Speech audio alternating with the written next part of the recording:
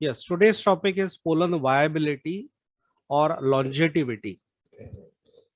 Pollen grain or microspore is produced by the stamen,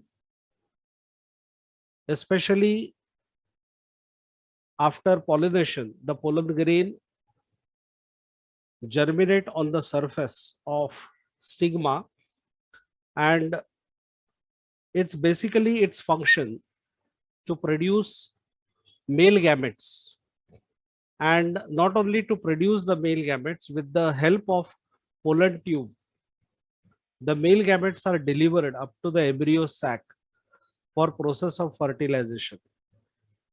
This is a functional property of a pollen grain after their release from the anther. And of course, it is varying significantly from species to species. Whether it is a self-pollination or cross-pollination, irrespective of that, it is the function of a pollen grain to form the pollen tube. That pollen tube is having presence of male gametes, and then these male gametes must be transferred up to the female gametes which are present in the embryo sac. Now this function of a pollen grain, if is able to carry out, then such pollen grain is called as viable pollen grain, and the characteristic is called as pollen viability. So if pollen grain is viable, it is able to carry out this function properly. So obviously, what is opposite of pollen viability is pollen non-viability.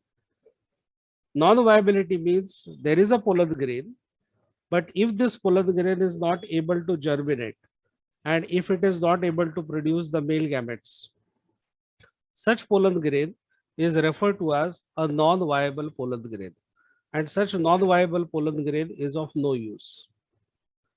So the main property of a pollen grain is that it should be viable or it should show longevity.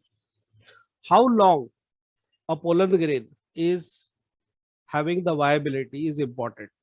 Sometimes this viability is only for few minutes after the production, or sometime it may be for few months, or maybe for few years. And that is how we can divide the pollens into three different categories on the basis of their viability. It was scientist by name Harrington in 1970 who studied various plant taxa. Taxa is a group. So he studied pollen grains of different plant families, and on the basis of this study, he came to a conclusion, and that is called classification of pollens on the basis of their viability or longevity. So he divided the plants into three categories on the basis of his studies. Number one, long-lived pollen grains are those pollen grains which are remaining viable for almost 6 months to 1 year. That is maximum time. Example, Pinaceae. Pinus life cycle you have studied. So Pinus is a gymnosperm. Then there is Fabaceae, which is nothing but Papilionaceae. Anacardiaceae, that is family of mango, cashew nut. And then there is Vitaceae. Vitaceae is a family of grapes. So all these plants, their pollen grains are remaining viable up to almost 1 year. So they are the pollen grains which are called as long-lived pollen grains. Second category of plants is pollens with medium lifespan, and which is around 1 to 3 months. For example, we have family Liliaceae, that is onion and garlic family. Amaryllidaceae, you have already studied tuberose plant. Many lilies, so-called lilies, they belongs to the same family. Rutaceae, that is a lemon family, lemon, orange. Solanaceae, brinjal, potato family. And Scrophulariaceae, you don't have any member which is very common in this particular family, but it is also one of the important family. So all the members belonging to these families, their pollen grains have the pollen grains which remain viable up to 3 months. And then we have families like Gramineae, Cyperaceae, and Cotyledonaceae. These are all three monocot families. And in these three monocot families, the pollen grains are remaining viable only for few minutes to couple of days.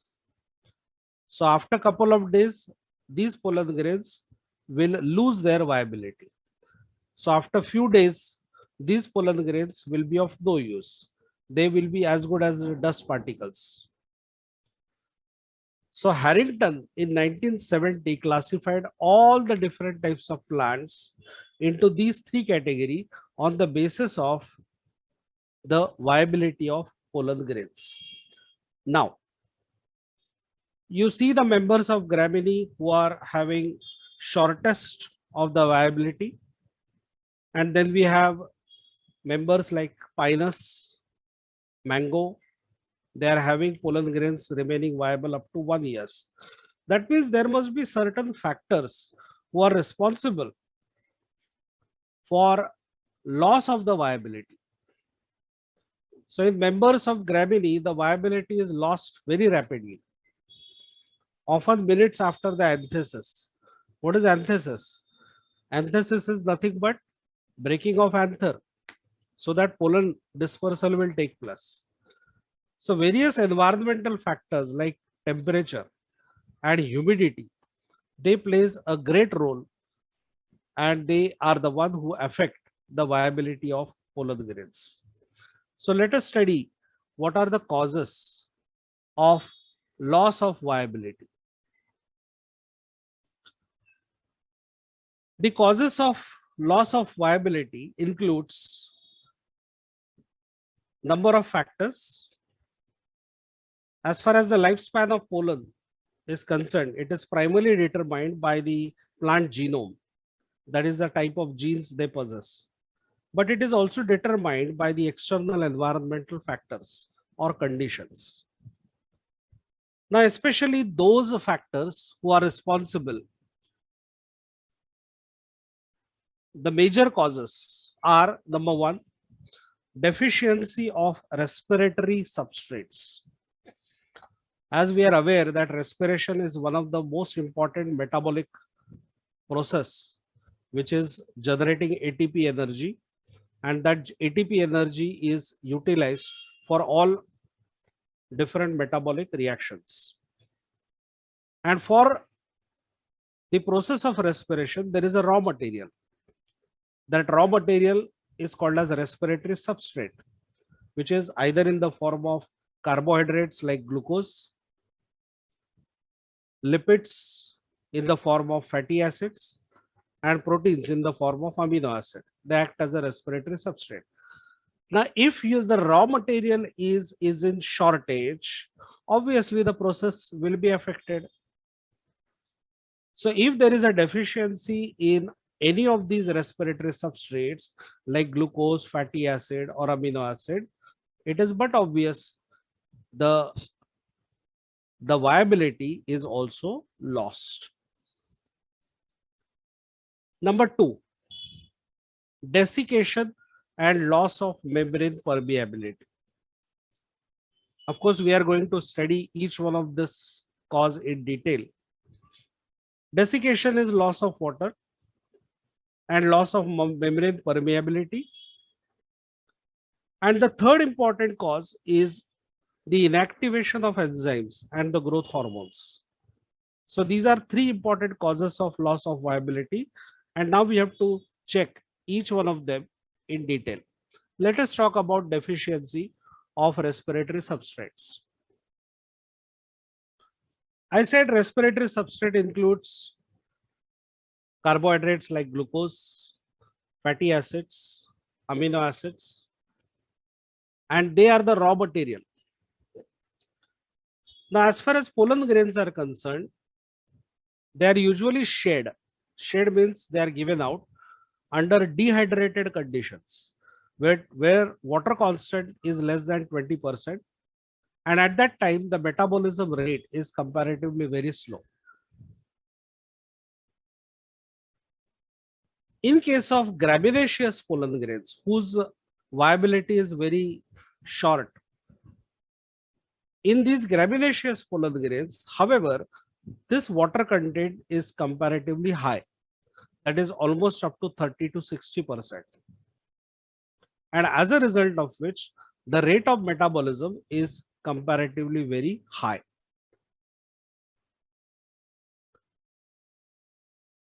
Now, this water content present in the pollen grain is actually depending upon the environmental conditions, especially temperature.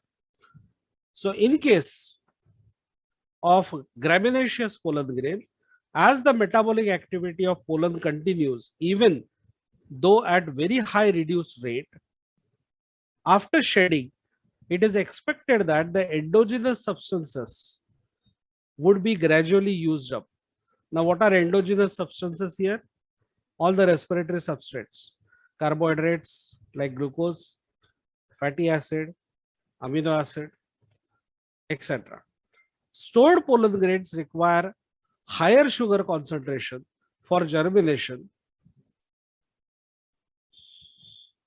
in vitro than that of fresh pollen grains.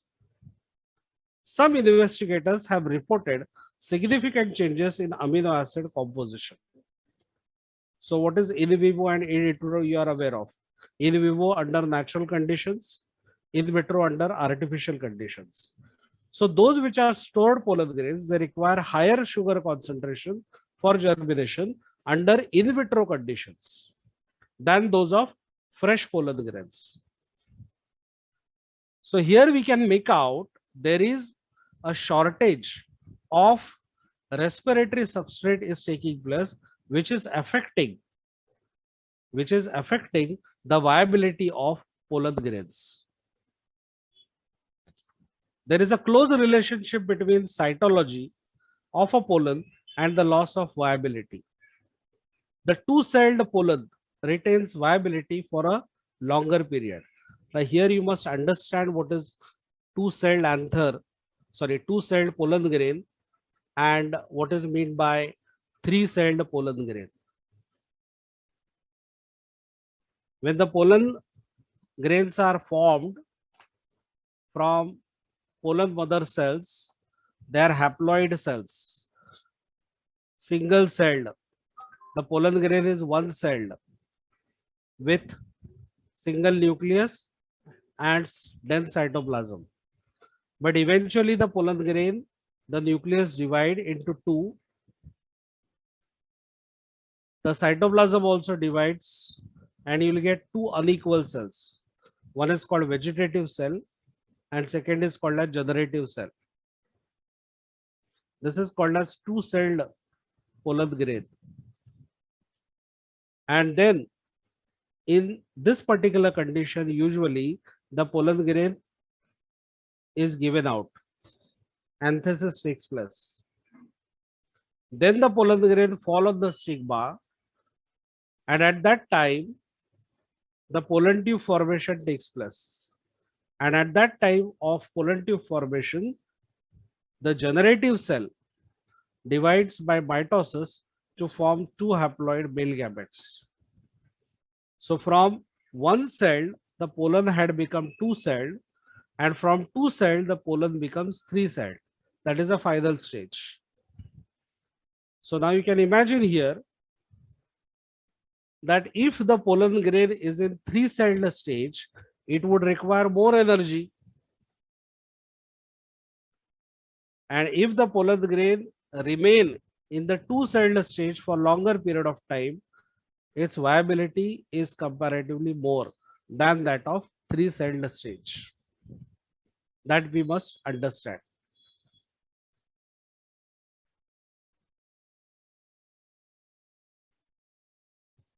Second important cause of loss of viability is desiccation. and loss of membrane permeability. Desiccation is nothing but loss of water.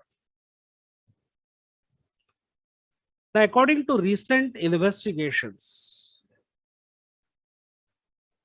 the state of a membrane of vegetative cell is critical in maintaining the pollen viability. Just now I told you there are two cells present in a mature pollen grain, two-celled pollen grain. One is called vegetative cell, which is a larger one, and second is a tube cell. Second is a generative cell, which generates male gametes. Now the vegetative cell is the one which is having large amount of cytoplasm as a reserve food material. And in the recent investigation, it is found that the membrane of this vegetative cell is very important as far as the viability is concerned. Shivanna and Heslop Harrison, these great palynologists, Shivanna is an Indian palynologist who studied the membrane state in the pollen of several taxa exposed to desiccation, loss of water, with relative humidity 5 to 10% for various periods, and they correlated it with the germination ability in vitro. So they have set up one experiment in which they studied the pollen grain of different plant groups. And what is the relation between the percentage of relative humidity and the loss of viability under in vitro condition? Okay. So what is the result of this particular study? In number of taxa,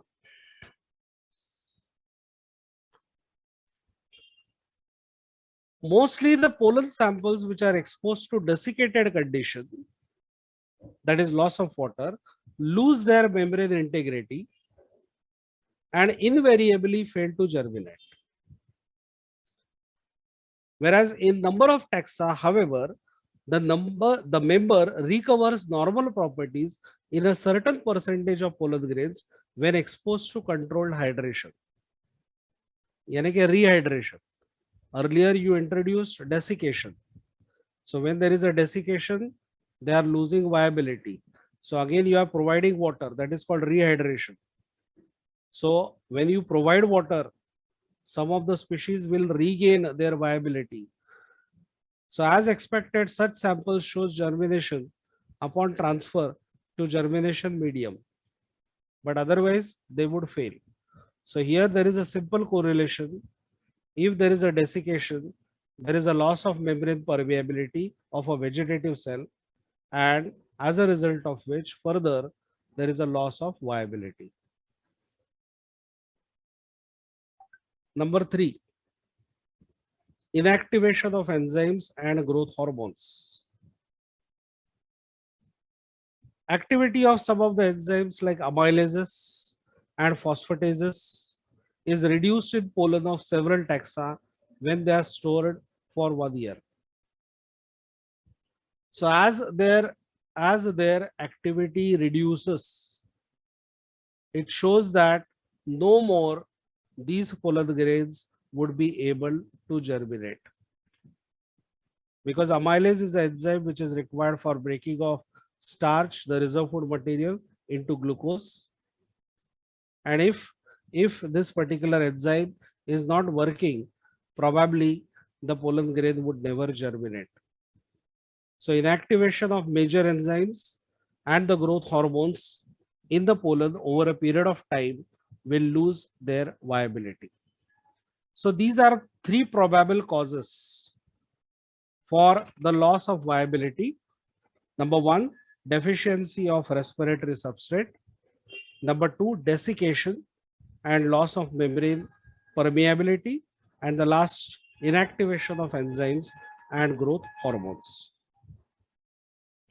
So they would decide whether the pollen grain will remain viable or not. whether it is for a short period of time or for a long period of time. But then if a pollen is given to you, would you be able to comment upon whether the pollen is viable or not just by looking at the pollen grain? No. We cannot comment like this directly. Why? Because a pollen which is viable and the pollen which is non-viable both look similar. There is no external appearance change in such kind of a pollen grain. So how would I check whether the pollen grain is viable or not? And for that, we have got certain test. We have got certain test. So now let us understand what are those tests in order to carry out pollen viability. So what is a pollen viability? Pollen viability refers to the ability of a pollen to perform its function. What is that function? Of delivering the male gametes to the embryo sac for fertilization by formation of a pollen tube. So in simple words, those pollen grains who form the pollen tube are viable when provided with necessary requirements like temperature, water, sugar, etc. You are aware what are the factors responsible for pollen germination. So the factors includes hydration, then carbon source like sucrose, then elements like boron and calcium. If they are available, the pollen germinates. If that pollen germinates, you call it as a viable pollen grain. And if the pollen grain do not germinate, despite providing all these conditions, that pollen is a non-viable pollen grain. Okay. So to differentiate, how to differentiate? We have to carry out certain tests. Just now I told one simple test. What is that test? Take the pollen grain on a slide, provide all these conditions. If they form the pollen tube, those pollen tubes are, those pollen grains are viable pollen grains. Now this is a simple test called pollen germination test. Either you can do it in vivo or in vitro. In vivo, that is simply by taking the plant material early morning and checking whether the stigma is having the presence of pollen grain or not. And if they are present, whether they are germinating or non-germinating. You can find out percentage viability. Or otherwise, we have got some artificial methods. Under in vitro conditions also, we can carry out germination test and we can find out whether the pollen grains are viable or not.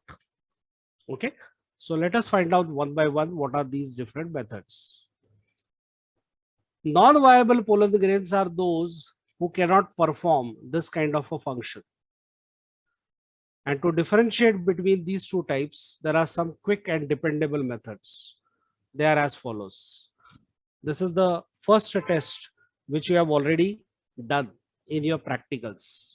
What is this test?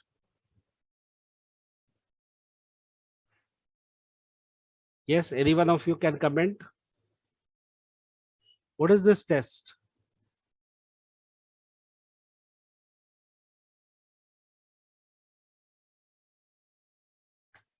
This test is called as TTC test or tetrazolium test. TTC test or tetrazolium test, which we have done in the practicals. Done in the sense we have discussed in the practicals and you have calculated the percentage viability also.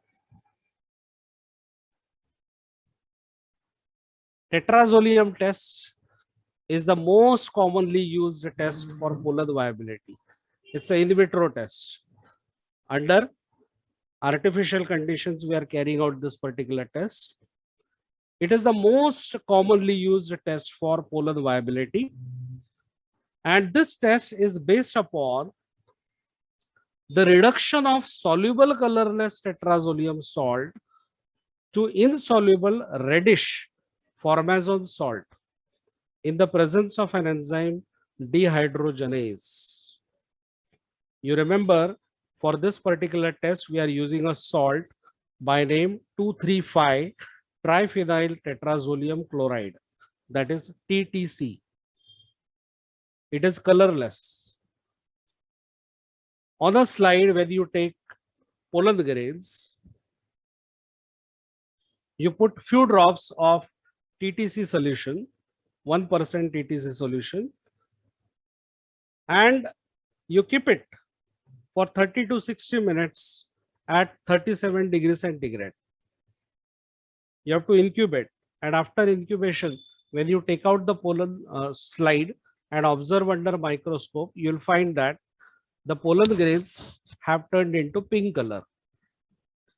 Irrespective of whatever color they had earlier, you will get the development of pink color like this. So here you can make out some pollen grains are non-pink or dark colored, but majority of the pollen grains have turned into pink colored objects. So those are nothing but viable pollen grains. So here you can simple calculation you can do. You can count the total number of viable pollen grains. You can count the total number of pollen grains. So viable pollen grains divided by total number of pollen grains multiplied by 100 will give you simple percentage of viable pollen grains. And that you can find out for several plant groups. And you can come to a conclusion that viability of a particular so and so plant is this much in terms of percentage. So this is a comparatively very simple method. Its commonly used tetrazolium salt is 2,3,5 triphenyl tetrazolium chloride.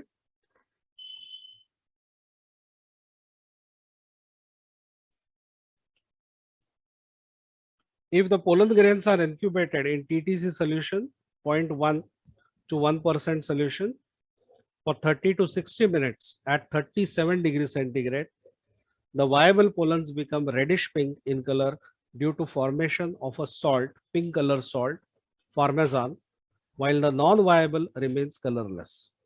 Why the non-viable remains colorless? Because they won't be able to produce the enzyme dehydrogenase. Dehydrogenase is a very important enzyme which is required at the time of respiration. If this enzyme is present, that clearly indicates that the pollen grain is doing respiration. That means it is alive. No respiration, no dehydrogenase, no color change. Now, no respiration means it is non-living. It is not alive, and that's why it is not viable. Okay. One important precaution you have to take while performing this tetrazolium test, and that is you must store TTC solution in amber colored or dark colored bottle. You should not expose it directly to sunlight. Okay, that is a precaution you have to take, and that's why even the slides which you are preparing, they must be kept in the dark chamber. They should never be exposed. So this is a very common test which is carried out in the laboratories to find out the pollen viability. That is called tetrazolium test by using TTC salt. Similar to this, but it is not very common in our laboratories, in the colleges, and that is called FDA test, fluorescein diacetate test. Fluorescein, as the name suggests, it is showing fluorescence. FDA, fluorescein diacetate, is a non-polar and non-fluorescent compound that can be rapidly hydrolyzed by acetyl esterase to fluorescein. Acetyl esterase is the name of enzyme. All these tests are utilizing certain enzymes like TTC test is utilizing dehydrogenases. So FDA itself is non-polar and non-fluorescent. But if the pollen grain is alive,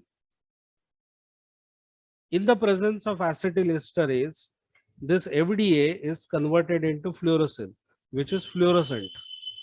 So instead of pink color, these pollen grains which are viable, they will give you fluorescence, and that can be checked.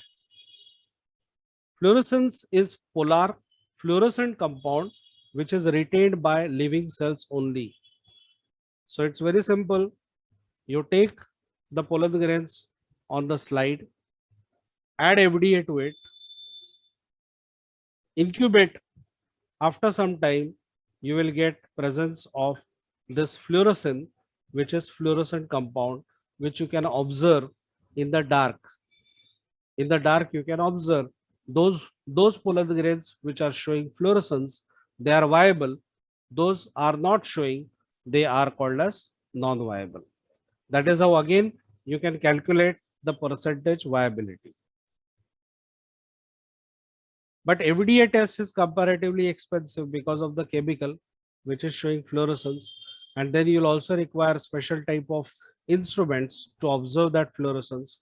So that is the reason why it is not so common method in our laboratories. But yes, it is also one of the reliable methods.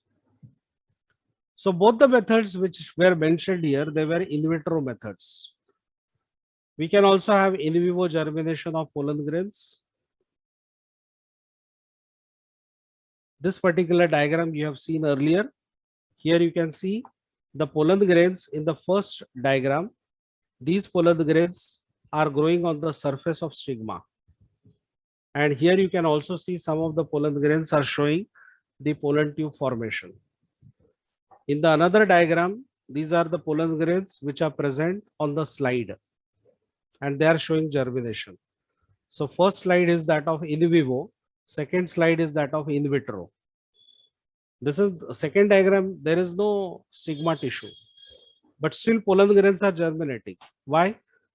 Because you are providing everything. What are you providing? You are providing sugar, you are providing moisture, you are providing calcium, boron. That's why they are germinating. The same things which they get on the stigma surface. So suppose I am interested in finding out whether the pollen grains are viable or not. I can carry out both in vivo as well as in vitro method. Under in vivo method, what I'll do is, suppose I am interested in finding out the pollen viability of vinca. So what I'll do, early morning I will collect vinca flowers. I will cut their stigma and observe under the microscope. Early morning usually pollination takes place and the pollen grain starts germination. So by 7-8 o'clock, I will see the pollen grains have started germination and pollen tube formation takes place. I will count the total number of pollen grains and I will count how many of them are germinating on the stigma surface, and that gives me percentage viability of vinca pollen grains under in vivo conditions. Okay. Similarly, what I'll also do is I will collect the flowers. I will collect the pollen grains from vinca flowers. I will prepare the slides, and then in the slide I will provide sucrose solution. Sucrose solution I will provide, and in that sucrose solution I will also add little bit of calcium and boron pinches. So as a result of which the favorable conditions are provided under in vitro conditions, artificial conditions, and then after half an hour of incubation, we shall check the slides. Those slides, they will be pollen grains forming the pollen tube like this, you can observe. And what I can do is I can count the total number of pollen grains. I can count the total number of germinating pollen grains, and I can find out the percentage viability. So I can do it both way, in vivo as well as in vitro. I can also use micrometry in order to find out the length of the pollen tube. I can find out the length, I can find out the breadth of the pollen grain as well as pollen tube. Just as a record, in which type of concentration maximum pollen tube length is found. I can do that kind of an experiment also.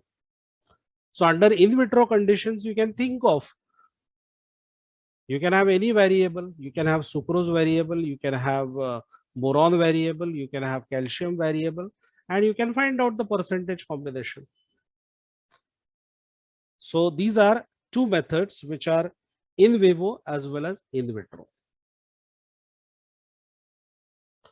This is in vivo method. In vivo germination of pollen grain by controlled pollination and observing growth of pollen tube through the style.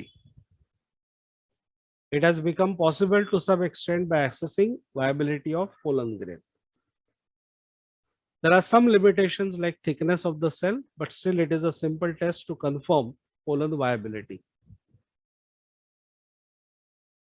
Then under in vitro germination test, as I said, you can use sucrose. It is another popular quantitative, simple and speedy test for accessing number of viable pollen grains. A small sample of pollen is provided with optimum temperature, sucrose composition, moisture, elements like boron and calcium, and you can find out the germination percentage. Then these pollen are observed under microscope and percentage of pollen grain producing pollen tube after given time are calculated. So usually we keep it for half an hour. And we can also do variations as I told you. Sucrose concentration, we can start from 5%, 10%, 15%, 20%, 25%, 30%. Now, usually at low concentration of sucrose, you will get less germination percentage. But as you go on increasing, say around 15 to 20%, you will get comparatively more germination. And as the concentration again increases, say 25-30%, again the rate of germination decreases. So round about 20 percentage, it is called as optimum concentration of sucrose. So likewise, you can have any variable. You can have sucrose as a variable. Even you can have boron and calcium as a variable also. And you can find out if I am using 1% of boron or 1% of calcium, what is the percentage?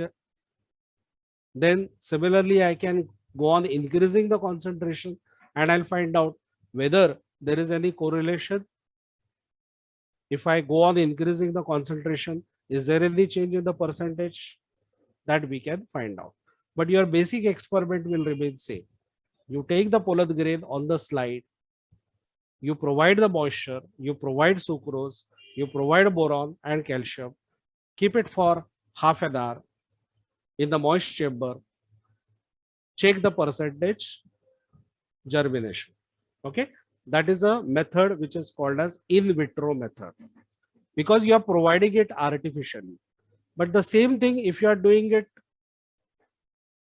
by taking the stigma directly, stigma and style, you can isolate the gynoecium, the carpels, and then you can prepare a slide. So you're not providing anything over there. You're not providing sucrose, you're not providing boron. It is already there in the plant, in the carpel, and on that basis, the pollen grains are germinating. Okay, so this is called as in vivo method. So we have got in vivo as well as in vitro method. Then we also have some enzyme assay methods. Already you have heard about few enzymes, like I said, dehydrogenase. Okay, so I can use these enzymes and I can make the assay. Assay is nothing but you are setting up some experiment by using the plant material. So what are these enzyme assays for? They demonstrate cytochemically the activity of certain enzymes present in the living pollen grains. Like We have got dehydrogenase in the TTC method.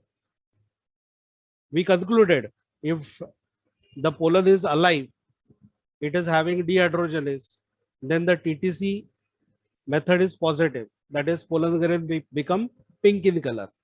If they don't become pink in color, that means dehydrogenase activity is absent. And if dehydrogenase is absent, that means it is not alive. Similarly, I can have catalysis. There is a spelling mistake. Catalysis by benzidine test. I can have esterases by fluorescein diacetate, which we have already explained. If pollen is alive, it will be fluorescent after this particular test. If it is non-viable, there is no fluorescence. Okay. So here we conclude all the different tests which are carried out to check whether the pollens are viable or not.